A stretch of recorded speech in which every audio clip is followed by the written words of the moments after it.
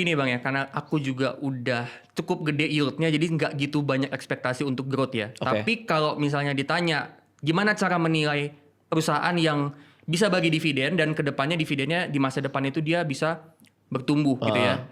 Itu sebenarnya gini, prinsipnya itu ada dua Bang, dua poin. Yang Oke. pertama itu cash is king and cash flow is queen Bang. Jadi ada cash is king dan cash flow is queen. Jadi gue ketika ngeliat perusahaan, gue pakai dua prinsip ini.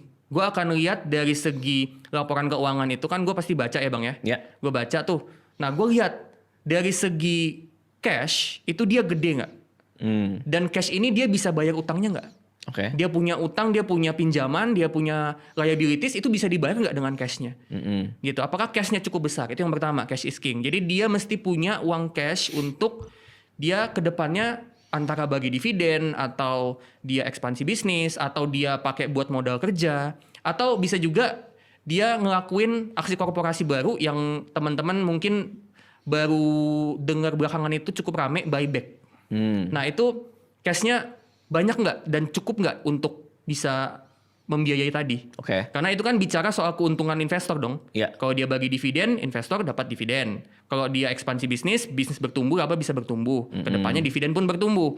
Dia buyback, bisa bantu naikin harga. Jadi apakah dia punya cash yang cukup besar untuk bisa kasih keuntungan buat investornya? Itu yang pertama, cash is king. Oke. Yang kedua, cash flow is queen Bang.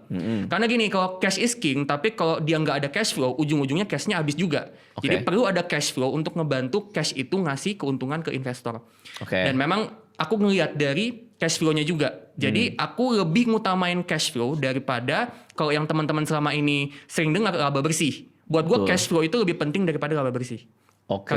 Karena cash flow itu bicara soal bensin yang actually masuk ke kantong perusahaan. Oke. Duit yang actually masuk.